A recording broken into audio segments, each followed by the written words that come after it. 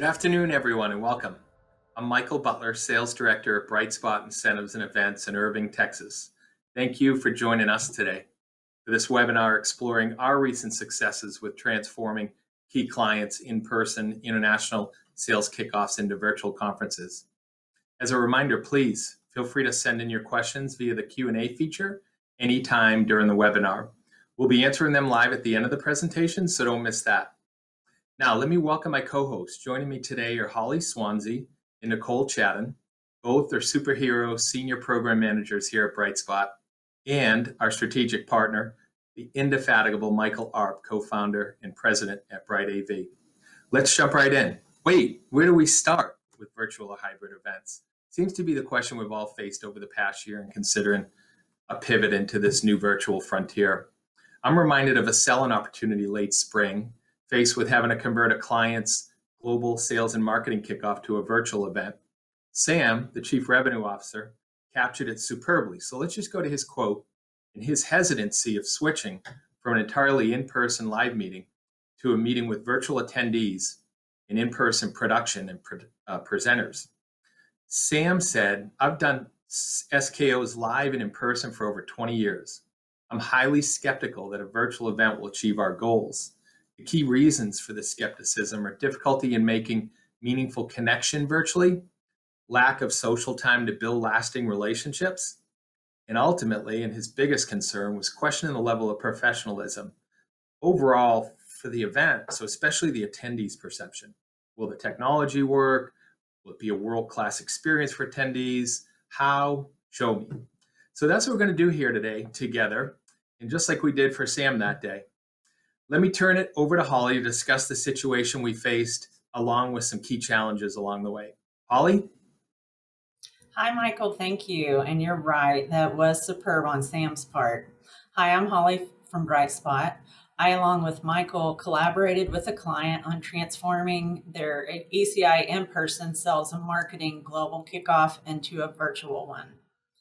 So the situation we were faced with was we established our client's main objective was to produce a world-class event that was elevated, not just another ordinary Zoom meeting. One of the first steps we took during the sales process was creating a proposal and slides to ensure that Sam could envision what we were talking about and proposing with their specific branding and logo. Instinctively, we knew we had to partner with a strong production team, and we brought Bright AV to the project. We recommended a pre-recorded TV broadcast style for ECI's general session and awards portions to the client for that elevated experience they were looking for. To create engagement and inject energy into the kickoff, we recommended a high-energy MC to provide an interview style with the senior leadership team, as well as pre-record awards and opening closing remarks for each day of the event. So some of the challenges we had with this was we had less than 3 months until the launch date, with the planning dates over Thanksgiving and Christmas, with the time off that people take out of the office over those dates. We had to create an agenda that accommodated time zones in 6 different countries. We had to source and fulfill an extensive branded gifting project, again, over the holiday season. We had to provide the executive team and the divisional general session leaders with the virtual rooms and tools they needed to accomplish their goals in their respective sessions. Finally, we had to build all of this in a platform virtually of which we had no prior experience. Our vetted and trusted production partner, Bright AV, did, thankfully, and their detailed production processes and timelines align perfectly with Brightspot's very detailed planning processes. Overall, very daunting and, quite frankly, so scary, as I had never planned a complex multi-day virtual event. I mean, this old dog did not want to learn this new trick, but we just put our heads down, figured it out, and just rocked it. The clients couldn't be happier, and I am so proud of our team. Back to you, Michael. Thank you, Holly. Wow. You know, all that reminds me of a favorite Ben Franklin quote. When you're finished changing, you're finished.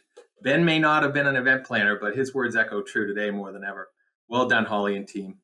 Folks, this is the fastest changing communications and technology landscape we've ever experienced in our lifetime. In fact, I think we'll see virtual and hybrid events stick around even after this pandemic fades for certain business objectives and use cases where it makes sense, for sure. Let me know in the chat feature what you think about that. Good stuff. All right, let's move on and discuss why a virtual model was the best alternative for another sales kickoff we converted recently for another client. To walk us through, we have the senior program manager here responsible for Frontier Communications' incredible transformation, Brightspot's own senior program manager, Nicole Chadden. Thank you, Michael. My name is Nicole with Brightspot, and I want to discuss some findings and best practices that I learned while planning my SKO, my sales kickoff this year. So one thing to consider when you're designing a virtual event is the length of the conference. So my client's in-person conference was 2 to 3 days with a general session, a keynote speaker, and multiple breakouts and training sessions. So then when we came to design the virtual event, we decided it would be best to do a linear agenda. So we had one general session with multiple speakers throughout the day. Another thing to think about is having shorter sessions throughout the day. So we had those short, fast TED Talk type sessions. So we had speakers that presented for 5, 10, 15 minutes, and we really found that that worked best for our program. So another thing to consider when designing your virtual event is the content. As they say, content is king. So again, this isn't just another Zoom call. Content is crucial to securing the success of your event. So we recommend partnering with a production company and producing that high quality format for the event. So you can see here, we have the broadcast graphics, the backgrounds, and we even had visually stimulating videos to keep the attendees engaged throughout the conference. In addition, you want to have content that maybe you have a surprise speaker. My client had their CEO. It was their new CEO. It was a huge surprise, and we brought him in from the UK to present. Another thing to consider is hiring an exciting keynote for your virtual event because it needs to translate across to a virtual format. So we hired Eric Maddox. He talked about capturing Saddam Hussein. It was really riveting and a highly rated session. We also hired an MC, Jeff Savilico, and he was great at providing those seamless transitions between the sessions. And he even jumped in and provided some fun entertainment in between the breaks. Another thing that we incorporated was recognition. So for our in-person conference, we have an awards dinner and everyone's on stage receiving their awards. So what do you do for a virtual event? We had about a 30 to 40 minute produced awards ceremony, and different region leaders presented the Crystal Awards. Virtually, you brought up the attendee's name. They still had that recognition, and it was impactful, but keeping it in short snippets, not to lose everyone's attention. We thought that was really impactful. During lunch, we also scrolled people's anniversaries and birthdays, and the chat feature really blew up during those videos as well. And again, just mentioning have fun. You can see here, Jeff, he was in his yoga pants and he was juggling a bowling ball, a meat cleaver, and an apple. So definitely unexpected during a virtual event, but it kept people on their toes and paying attention, which was great. Engagement is super important as well. You can see here on this webinar, we have chat, we have Q&A. So for our conference, we also had polling, we had gamification. And then when you're at the end of the event, you can pull all the reporting and analytics to measure your insights and the ROI of your event. And our team builds a virtual event scorecard that provides the benchmarking and dashboards for future events. So now let's touch back in with Holly. So I know her agenda was much more complex with different time zones and different live streams. So Holly, why don't you tell us about this? Thanks, Nicole. Our agenda creation, we advised the client they had to shorten their days, which we accomplished somewhat. We did get them down from a 5-day conference to a 3.5 day, but they still needed to provide sales training sessions daily. So we still had to do, the sessions they needed, but we did try to end those days faster than they would have typically. So we had 4 US, Canada, Mexico groups, 1 UK, Netherlands group, and 1 Australia group. We built different categories on the platform, so their personalized agenda and sessions showed the sessions they were a part of based on their category and time zone. The corporate folks had their own category, so they could join any session they wanted to. We had sessions starting at 2 a.m. Central Time, which was for our UK Netherlands folks, and sessions ending at 12:30 a.m. to accommodate the Australians.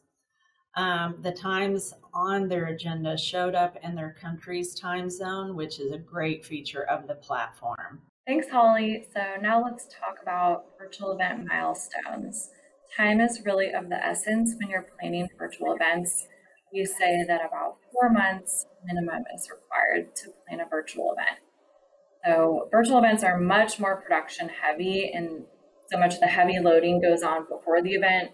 You might have pre-records a couple weeks out or even a month out. So then before that, you need to build all of the content, the videos, the PowerPoints, and have all of those calls with all of your presenters so they feel comfortable and ready for their recording. So you can see here on our milestones that we can send out after the webinar. 4 months before you're going to start working on your goals. What do you want to accomplish? You want to get those pre-recordings scheduled and then start working on all of your graphics. Script writing is crucial. You want to start working on your script. You want to start working on your PowerPoints, videos, that sort of thing. And then, a couple weeks out, finalizing everything, getting it to the production team, and having tons of rehearsals. That is very important. Nicole, that's so true. I know we'd all agree. Having the appropriate time to plan is critical to the success of any event. It's no different with virtual events. Nicole, what are some of the implications of not having enough time to plan a virtual event? Great question. There's definitely budget implications to consider when you're shortening that timeline. You're working with so many different partners and most importantly, your production team. So you could accrue some overtime hours, that sort of thing. But it really just affects the overall integrity of the program if you shorten that timeline, because you want to be able to make sure everyone has their correct setup to film, the content is finalized, and that everyone can rehearse multiple times. So time is really of the essence, as I mentioned. Thanks, Nicole. Now let's get back to Holly and dive into some engagement tactic, fresh ideas. Holly? I completely agree with you, Nicole. To be done right, it's critical to start early. There's so many components that go into it that you're not even aware of. So to get started earlier is crucial. So thanks, Michael. Let's talk about some fresh engagement ideas. Brightspot fresh ideas are always free. So tools for engagement. The first thing that we did was gifting. I want to talk about some fun things we did to provide engagement, fun, and energy into the virtual landscape. One of the goals of this kickoff was to better prepare our sales team on how to sell in a virtual environment. To that end, we provided ECI branded products and a large gift box to assist the sales and marketing teams. On the outside of the gift box, we had a sticker saying, "Do not open until January 11th" to create excitement about what was in the box. And of course, some people didn't wait. And one of the guys even sent a video of him opening it December 22nd. So Jeff, our MC, played that video and kind of made fun of him. Like, what about do not open? Do you not understand? So it was really funny. And the attendee was fine with that. So just any little thing you can do to, make it fun is great. So in the box, we had a Sherpa blanket, a phone charger, a phone sanitizer, a ring light, a coffee mug, and you can see we also provided individual daily snack boxes, each with customized stickers on the boxes. And the script we wrote for Jeff, our MC, we had him make it a daily fun ritual to open that day's snack boxes to generate the fun and excitement that we were looking for. It was a huge hit. And some of the sales team sent videos where their kids were so happy to help their dads and moms open these boxes every day. We also included Jeff in some really hilarious, clever skits, like wearing pajamas as he was opening a gift box, as you can see. And Jeff, he's great because he will really do anything you ask him to. He doesn't care. He embarrasses himself, and it's just really fun and engaging. Great stuff, team. Thanks for sharing these fresh ideas on many of the critical success factors that go into a strategic virtual event plan. Actually love the idea of Kahoot. Several of my clients have used it. It's definitely, if you're beginning, a low cost way to drive some engagement. Now, let's pivot to tech tools and take you behind the curtain with the grand wizard of our preferred production setup. Ladies and gentlemen, Michael Arp with Bright AV. Awesome. Thanks, Michael. Hello, everyone. Michael Arp here with Bright AV. I'm going to take a few minutes to take you behind the scenes and show you the production environment that we use to support both of the events. We call this our virtual studio, and this will allow us to bring people in from really anywhere, whether they're at their webcam in their living room or an actual studio. So, of course, there are some technical items that we need to do to prepare to bring them into the virtual studio. But of course, Brightspot and Bright AV will work together to prepare you and your presenters for that. So you can see here, we're going to show you behind the scenes with everybody in the studio. So everybody wave hello. You can see we've got everybody in different inputs. We can show timers. We have a backstage area, which allows us to prepare that presenter. The producer can work with them on their camera shot, their audio setup, and then all the different configurations that we then take to the actual live stream or delivery of that video. So really, this is important to create that continuity between presenters and between sections. This is exactly what we did for both Frontier and ECI to be able to do these things dynamically. So both events had a mix of pre-recorded virtual content, pre-recorded studio content, and then live virtual content and also live studio content. So what I mean by that is there were people at home, people in the studio, people that were live, people that were pre-recorded. And we sort of brought all of that together based on people's different circumstances or the content itself and what it called for. So this can all be delivered to the platform, in which case this was Bizzabo, of course, but really can be delivered into any platform. So thanks for taking the time. Looking forward to everybody's questions later. Send them through that Q&A. And Michael Butler, back to you. Michael Arp, thanks for taking us behind the platform curtain, so to speak.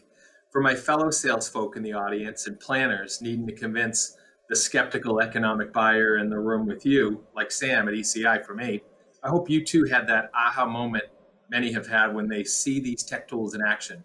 Definitely a game changer. There's many different platforms. We'll probably talk about that in the Q&A. But it is what we need to go virtual in these crazy times while live events are on hold. So let's go back to Holly for a look at how this all came together on the week of the actual event. Holly? Thanks, Michael. It was a lot of logistics to coordinate with the executive team coming to a ballroom for an on-site broadcast and ensuring we were doing it in a safe manner during the pandemic. Making sure the on-site recordings and breakouts were synced up with international attendees was also quite the feat. As mentioned earlier, we brought the executives in virtually to a Zoom room and asked them live questions that came in via the Q&A, another engagement tool that worked very well. Just a reminder to submit your questions for our live Q&A at the end of this session. Michael? Holly, that must have been logistically most challenging. Did you find this was more cumbersome than an entirely in-person meeting at any time? Definitely. I cannot imagine having to plan something like this in-house. It was a coordinated effort between us at Brightspot, our wonderful client ECI, and our awesome Bright AV team to make this a reality. But in the end, it was worth it. So we wanted to provide you with some visuals of various perspectives of a virtual conference, similar to what Michael just did. On this first slide, you'll see the stage where our execs were pre-recording. You'll also see our production team set up in their view. And then lastly, in the bottom right-hand corner, the view the attendee was seeing on the platform. That is awesome. Thinking of that aha moment, that helped for me. That helped for Sam too. Seeing things like that really give you what you need to have that comfort in delivering these world-class virtual events. So let's take a look at the key learnings and takeaways from hosting virtual events. Nicole, why don't you share with us a couple advantages of virtual events? Thanks, Michael. So after executing multiple sales kickoffs and conferences, we have learned some best practices and advantages of virtual events here at Brightspot. So the first item would definitely be cost savings to the client. A virtual event is around 50% cost savings from hosting an in-person meeting. So with an in-person meeting, you have guest rooms, you have food and beverage, you have all those in-person tangible costs. So when you have this virtual event, you still have costs like a platform and production partner, but the costs are significantly less. With a virtual event, you have shorter sessions, so that's less time out of the office for all of your attendees and sales force. With virtual events, you also have the engagement features that then lead to robust reporting and ROI. So with the engagement, you have chat, Q&A, gamification, polling, getting all of that data from your attendees. And then post-event having that reporting to then present the ROI of your event to your key stakeholders. And of course, there's always learnings with events, especially with virtual events. So some opportunities, as we mentioned before, time is of the essence. You need 4 months to plan a virtual event, if not more, if it's more complex. So again, more planning time when possible and having that content earlier. So it's just key to get all of your key stakeholders involved, get their buy-in, have them starting on their content and their scripts. And then the next step, of course, is rehearsal. So rehearse. If someone is recording virtually, have them practice speaking into the camera. If they're in person, still have everyone rehearse as much as they can so they feel comfortable and prepared for a virtual event. It's definitely different without that live audience. And finally, all of your presenters, it's important to have preparation and communication, have calls with them.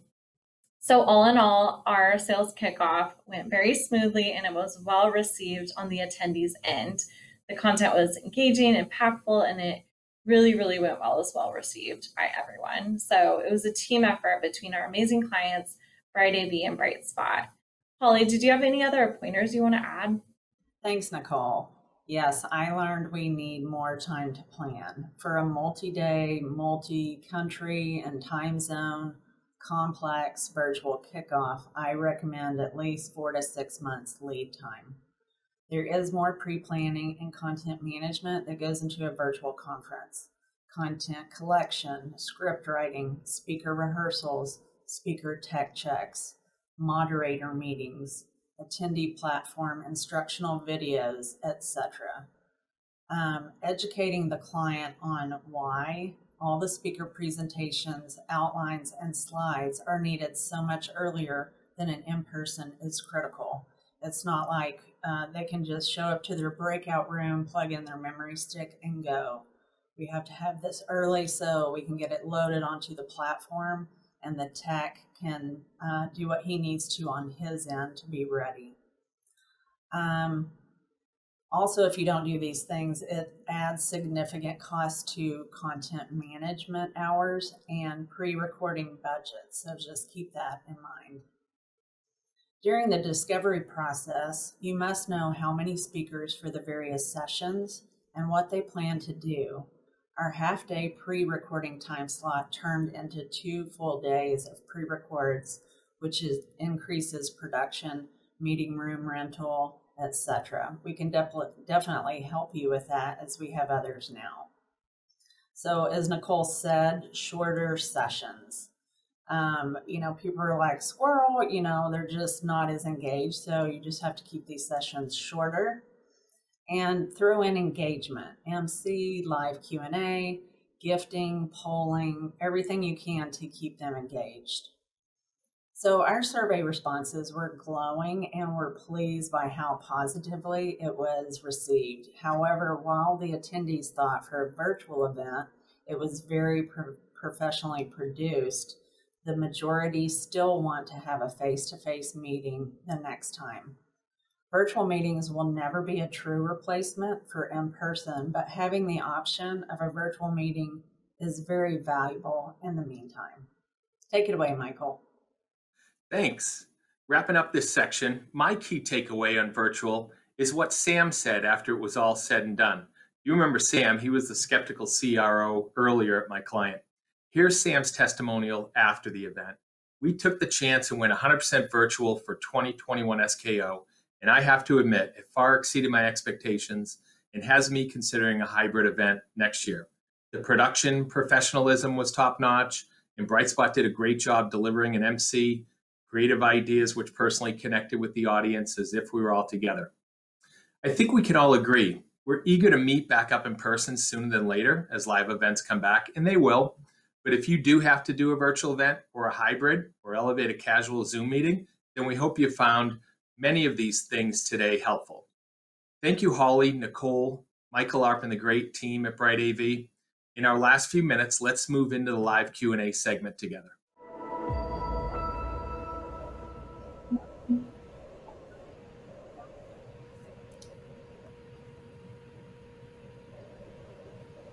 That's awesome. Thanks, Michael. Really appreciate it. And here we are with the panel to take your questions live. So we've got some great questions coming in here.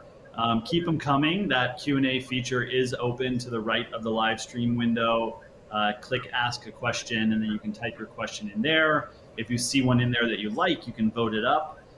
So the first question I'm going to actually toss to Michael Butler. So the first question here is that it was an impressive virtual studio setup. I'm thinking that they're referring potentially to the Frontier setup where we have the large LED wall and full production capabilities. How many attendees does virtual need to have this setup? How many do you think to make it, make sense for that? Yeah, good question. Definitely more than 50, I would say. These each had several hundred. As Nicole alluded to a few minutes ago, there is still a significant cost to the planning and the production of these type virtual events, elevated meetings and events. So, if you can do the math with economies of scale and it makes sense, good for you. Yeah. I think that event had, about 500 people on there. But of course, you could do it for 50 people. It's just based on the level of expectation for the audience that's sort of viewing that event.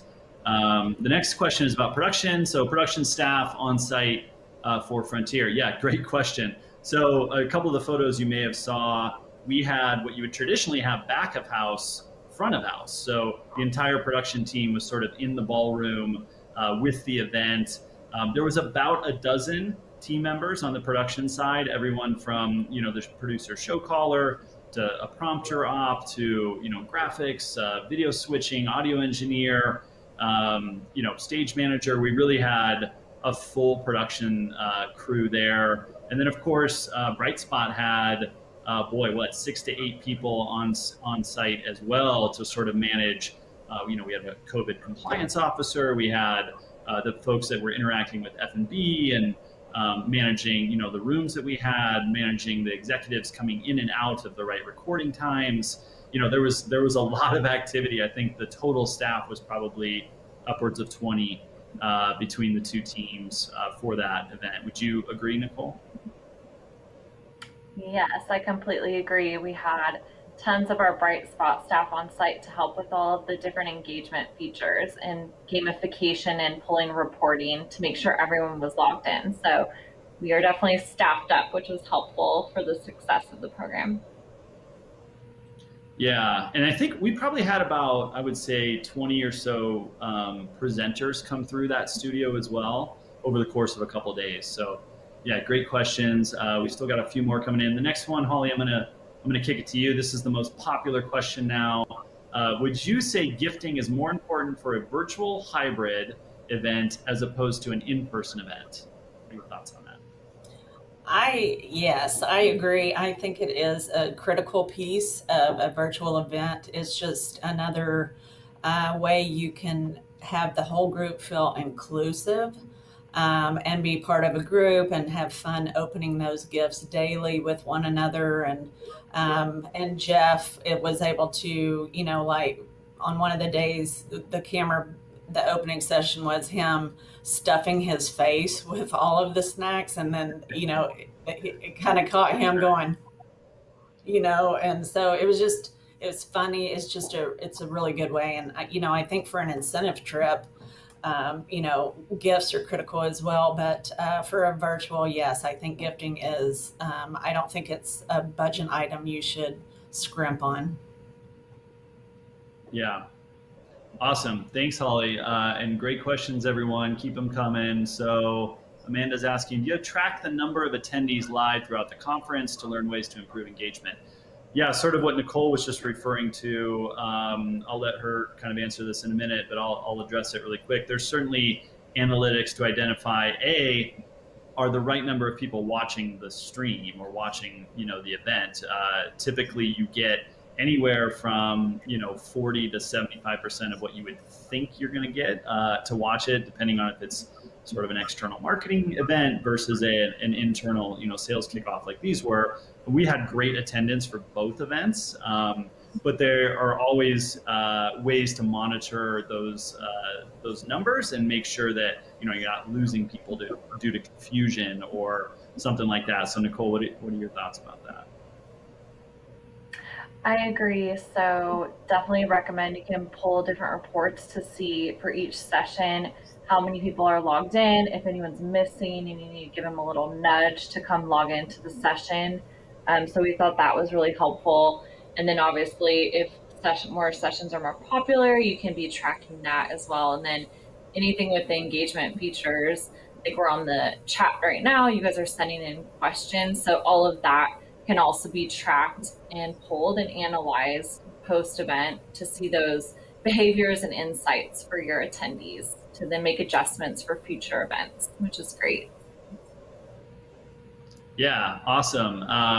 That's a great sort of, silver lining in all of this is the analytics that's available both real time and post-event. So next question, Michael, I'm going to send it your way. You did allude to this sort of in your opening. So the difference between what we did for these two events and a traditional Zoom meeting, what's the difference in terms of the impact? What are your thoughts on that? Oh, did we? Yeah, go ahead, Michael. Just give me the question again. We may have froze on you for a minute there. This is the nature of live. I love it. I think Michael may have froze there. We have to have this happen at some point. So the question was, and you had alluded to it in kind of your opening about the difference between what we did for these two events and just a traditional Zoom meeting. Any thoughts on the differences between those? Graphics and variety are great, was the comment. Yeah, really that aha moment maybe you're referencing that I alluded to, it's hard to grasp until you see it. I hope folks have been able to see that, have that same moment that I had and my clients have had too. From a casual Zoom, I think we all have that Zoom fatigue to, that professional and broadcast style that you saw some screenshots and some live examples of really does bring us back into that ballroom from wherever you're sitting. So, it's hard to put a price tag on that, but when you're talking about driving engagement to a higher level, I mean, to me, that's good stuff.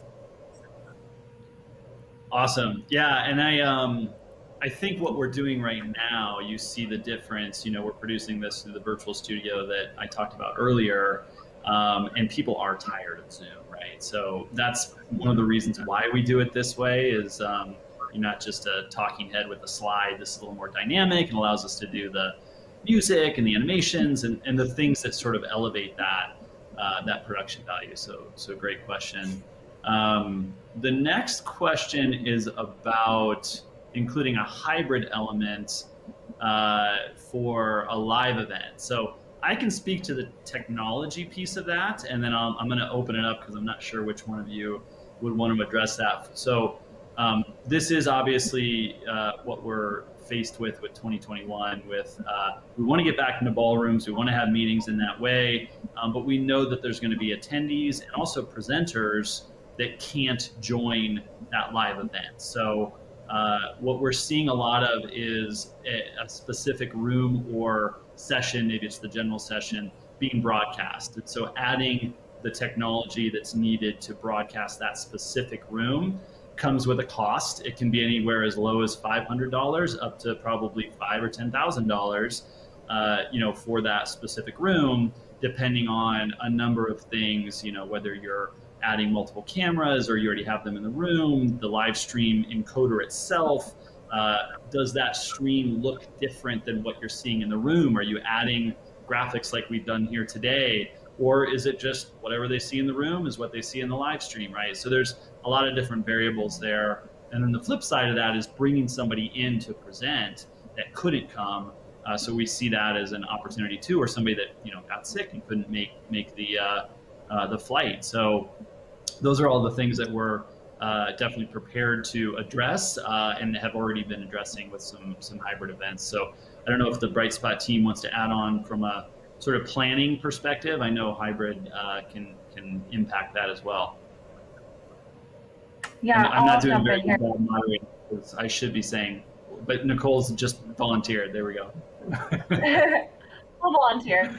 So I have planned and attended a couple of hybrid events, local and DFW. So definitely want to keep in mind that for the hybrid events, it is two different experiences. So from the planning perspective, you have the virtual audience and then you have the in-person audience. So it's crucial to design the program with essentially two programs in one, because you want to take care of those virtual attendees. You want them to feel included, like Holly said, sending them the gifts, that sort of thing. But on the live day, if you're doing a raffle in person, make sure you're somehow including those virtual people. You don't want to forget them as well. So kind of strategizing those two experiences is really important. And like Mike Arp said, production wise, just thinking through the vision of the camera and kind of what that virtual audience is going to see is important as well. Yeah, awesome. So I think we're over on time, but I'm gonna cover this last question, which is, I think it's an important one, that if we wanted to engage with Brightspot BrightAV, to produce something of this caliber, where would we start? So you can certainly reach out to me, Michael at BrightAV. That's sort of the best way to contact us, or through our partners. We've done a tremendous job partnering with Brightspot on a number of events, and Michael, I'll let you cover the Brightspot side of that.